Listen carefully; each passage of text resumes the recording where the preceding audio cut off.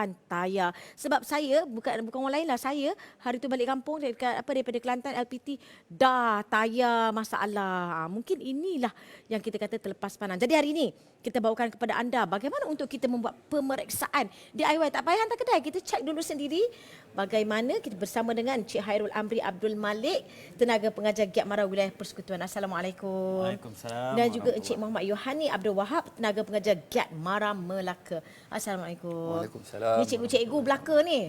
Cikgu-cikgu otai belaka ni. Okey, jadi kan kalaulah saya kan nak bawa kereta ni, nak start ni, tapi saya kena cek dululah tayar saya. Nak pergi kedai, tak sempat dah nak pergi kedai ni. Jadi apakah antara langkah pertama yang boleh saya tengok sendiri? Do it yourself sendiri. Bagaimana untuk saya nak cek tayar saya dalam keadaan baik ataupun tidak? Silakan cikgu. Terima kasih. Assalamualaikum warahmatullahi taala wabarakatuh. Jadi kita kadang-kadang kita lupa bila kita nak cuti, nak balik cuti cuti panjang ke, cuti pendek ke ataupun weekend ke, kita terlupa kemas-kemas barang dalam terus jalan je. Betul, padahal nak travel tu jauh. Jauh. Kalau dekat tu pun tak boleh juga. Dia kena cek. Yang pertama bagi tayar ni cek yang paling mudah lah. Kita cek tekanan angin tayar. Tekanan angin tayar nak cek. Kalau kat kedai tu dia ada indikator dia lah. Ni indikator. Oh, macam mana nak cek dia? Dia cek macam tu lah. Tapi kalau kat rumah kita tak ada ni. Kalau tak ada lah. Kalau tak ada, kita tengok pada tayar. Kat kereta tu dia akan nampak kempis sikit lah. Nampak macam dia terpenyek sikit. Nampak terpenyek sikit. Bila kita bawa kereta tu kurang angin, nanti dia akan mendatangkan kehausan pada tayar. Nanti dia akan haus di kiri dan kanan. Kalau kurang angin.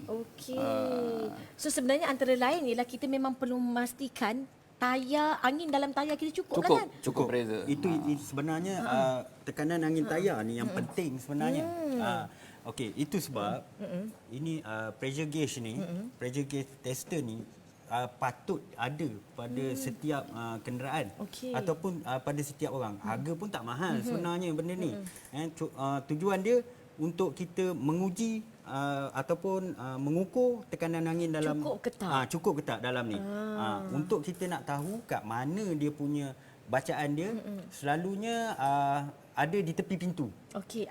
Di tepi pintu kenderaan. Dekat situ dia tunjuk berapa-berapa. So benda ni lah kita untuk kita menguji dia lah. Sebab kalau tayar sekarang ni, tayar yang jenis radial ni, memang kita nampak dia angin dia kurang. Tapi sebenarnya angin dia mencukup. Tapi memang dia jenis macam tu. Jadi kita boleh test. Contoh 40. Kita tengok pada pintu kereta. 40 cukup. Dah kita tak payah. Ini untuk cek ni. Ini untuk cek. Itu sebenarnya benda ni penting untuk tekan sekali. Dah. Menarik. Dan sebenarnya saya sangat suka tajuk hari ini sebab walaupun mungkin ada di rumah tengok, tapi ini sangat penting tau. Kadang-kadang kita nak isi angin pun tak tahu alamak berapa ada di tepi pintu para penonton untuk berapa sukatan yang perlu. Dan kadang-kadang orang test tekan tangan tak dapat. Bukan tayar basikal, tekan dengan tangan. Ada juga yang buat lawak di media sosial kata apa, orang perempuan ni dia kata kak tayar pancit. Taklah atas je bawah tak pancit. Bawah je atas tak pancit. Dia tak tahu yang tayar tu dia sebenarnya ada bacaan tekanan dia. Jadi untuk mengukur kita kena guna alat tu. Jadi saya nak tanya, bagaimanakah untuk kriteria yang tayar tu memang kena tukar dah? Haus itu haus yang bagaimana tu? Kat semua tayar ni dia ada indikator. Indikator kehausan tayar. Contoh dia yang nampak di sini lah. Ni Wan ini. Kalau boleh kamera ni fokus. Ada tengah-tengah tayar ni dia ada apa ni?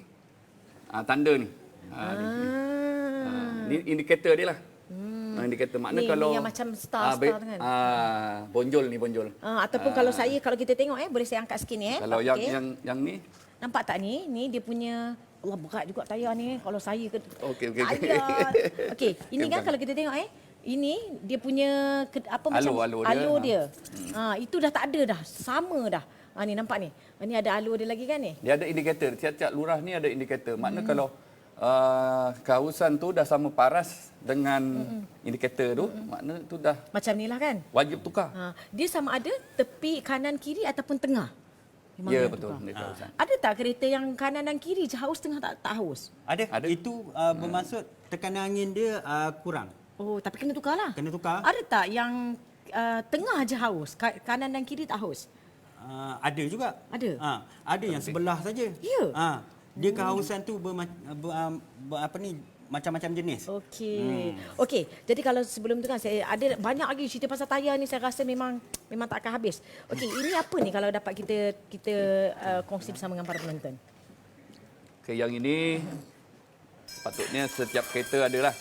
Yang ini portable pump. Oh, portable pump. Okey. Dia boleh dicocok pada tempat apa? Cigarette lighter tu. Oh. Cocok ni, ya. Ni mahal ke kalau kita nak beli? Kalau kita beli kat DIY saya rasa murah je ni. Ya? Dalam RM3-40. Cuba kalau kita tapi kena cucuk lah kan. Cocok kat kereta lah. Okey. Cigarette. Cocok, lepas tu on. Yang ni sepanjang daripada dalam kereta ni sampailah kat belakang. Okey, ni. Dia So kita punya kabel lah. Kalau rasa pendek boleh sambung, ya, potong betul. sambung lah. So ini kita sambung kat sini lah. Ya, betul. Okey, kalau dapat lihat, ni saya cucukkan contoh lah kan. Ini kita cucukkan dekat tu kan, dekat tempat pencucur api tu. Dia biasanya dia berdiri lah. Macam tu. Terus masuk. Oh, okey. Saya nak tanya soalan satu. Okey. Dia adakah tayar kalau kita nak pump dia, dia perlu duduk kat kereta ke ataupun kalau dia keluar daripada kereta pun tak apa? Maksudnya tayar tu ditanggalkan? Dia sebenarnya dia ikut keadaan. Okey. Kalau tayar spare takkan kita nak masuk dalam kereta. Oh, tayar spare tak apa? Dia tengok kedudukan tayar tu. Kalau pancit pada kenderaan tu tak payah cabut. Okey. Terus masuk je. Tapi kalau pancit tu kalau kita pump, kita kena tahulah kebocoran ke apa kan? Ya betul. Tapi selalunya terdapat kebocoran pada tayar ataupun pada valve dia ni. Okey. Tu. Mungkin angin tu terkeluar kat sini, mungkin tayar tak ada apa. So kita cuba pump dulu. Okey, ini Cuba sebenarnya pump. penting Okey. Okey, seterusnya kalau kita tengok ini adalah antara perkara benda-benda yang penting ni iaitu pump macam mobile pump. Okey, ini. Okey. Kalau anda kata kebocoran tu kecil. Okey. Okey. Ini adalah untuk seal, maknanya untuk tampal sementara untuk kita boleh sampai ke kedai tayar dan seterusnya ditukar. Macam mana kita nak tahu macam mana kita nak seal di tempat yang kita tahu ke? Ini dia masuk ni. Okey. Katalah kita tak nampak kebocoran tapi kita tengok tayar kita kempis. Okey. Jadi kita masuk je ni, tekan dan sampai dia kembali pada asal lah. Okey. Lepas tu kalau tak cukup, kita masukkan angin. Lepas tu jalan. Saya faham maksudnya ni Ini dia akan penampas menutup sementara. lubang yang bang. ada dalam lubang. Menarik. Okey, ini. Okey, yang ni sama juga dengan yang ni. Okey. Tapi yang ni dibeli, yang ni dibekalkan oleh syarikat lah. Okey, syarikat Mana kereta. kita beli Dalam kereta kereta tu, ada. dia dah ada. Dia dah bagi siap-siap. Tu beza dia. Sebenarnya ini semua penting terutamanya kalau macam penting. kita lah orang perempuan kan, kalau dah terjadi apa-apa ini adalah first aid lah kan. Okey, sedikit dalam masa yang singkat ni, sekiranya saya tengah bawa kereta lah contoh kan, tiba-tiba tayar saya bermasalah, apakah langkah pertama yang perlu saya lakukan? Okey, kalau orang tengah bawa kereta kan, masalah tayar ni masalah macam mana? Biasanya masalah satu kurang angin, pancit lah. Pancit. Tiba-tiba pancit. Pasal apa? Di atas jalan raya ni dia adalah magnet. Magnet untuk serpihan kaca lah, paku lah, zinc lah apa semua, jadi kita tak perasan. Bila tak perasan, kita berhenti tepi jalan, pastikan tayar simpanan kita mesti ada angin. Ya, kalau tak ada inilah dia penting ni. Sebelum bergerak pergi mana-mana, pastikan tayar simpanan kita, tayar spare kita mesti cukup angin. Betul. Bukannya dah pancit kat jalan baru buka tengok tak ada angin. Dan bagaimana ataupun pula kurang angin. Bagaimana pula nak bergerak ni kan? Lepas tu tengok tayar ni macam botak. Bolehlah kot jalan je lah. Boleh ke? Kalau yang macam tu, kalau dah teruk sangat, kata kehausan dia dah teruk. Macam lagi teruk pada ni lah kata lagi teruk Kira pada ni. botak lah kata. Itu dinasihatkan tukar pergi kedai. Sebab pertama kita tak tahu. Malang tak berbau. Tiba-tiba jalan tayar pecah sebab kehausan. Dia bila kehausan tayar lapisan tayar makin nipis. Bergeser pula dengan jalan, panas sejuk, pom.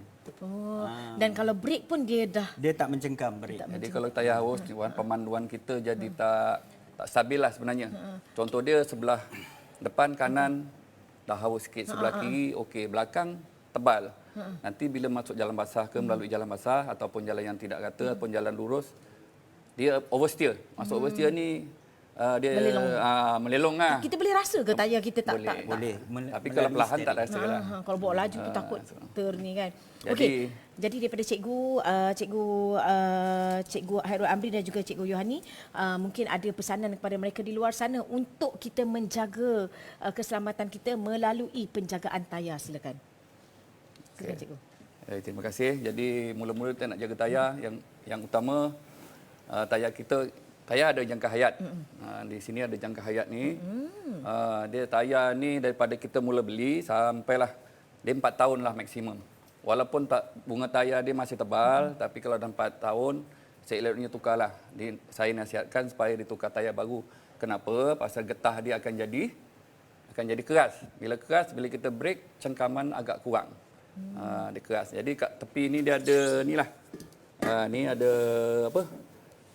Tarikh tayar tu dibuat. Ada 4 nombor ni. Kita tahulah kalau 21, ini 2113 maksud dia. Minggu ke-21 tahun 2013. Kalau 4 tahun 17. 17. Sekarang kalau 2019 dah tak boleh pakai lah. Dah lebih. Dah lebih. Walaupun masih bunga dia masih dia cantik. Okey, daripada daripada cikgu Hairul Amri. Okey, daripada saya pula, saya nasihatkan kepada pengguna-pengguna kenderaan tu, jangan sekali-kali suka pakai tayar second hand. Okey. Sebab macam Cikgu Yohani kata, kita kena tengok dia punya tarikh pengeluar dia. Tayar second hand ni kita tak tahu berapa tahun dia punya penggunaan dia, keluaran dia. Lepas tu bila kita pakai tayar second hand, walaupun harga dia murah, tapi jangka hayat dia tu dah lama, maknanya dah expired. Jadi boleh juga mengundang kemalangan jika kita terlanggar lopak air dan brake pun kita tak mencengkam. Jadi saya harap kurangkanlah pakai tayar second hand. Biar kita orang kata keluar duit lebih pakai tayar baru. Betul. Dan ini biasanya untuk apa ni? Ini untuk intikarat. Okey, baik. Dan para penonton, itulah dia. Ini baru sikit tau. InsyaAllah nanti lepas ni kita belajar juga bagaimana nak buka tayar tu, nak dia macam mana kita nak apa? Naikkan dia dan sebagainya, insyaAllah. Terima kasih banyak kepada Cikgu Hairul Amri Abdul Malik, Tenaga Pengajar Giat Mara Wilayah Persekutuan, dan juga Cik Muhammad Yohani Abdul Wahab, Tenaga Pengajar Giat Mara Melaka. Dan para penonton, semoga mendapat manfaat dan info. InsyaAllah kita akan kongsikan lagi. Dan kita berehat seketika, jangan ke mana-mana.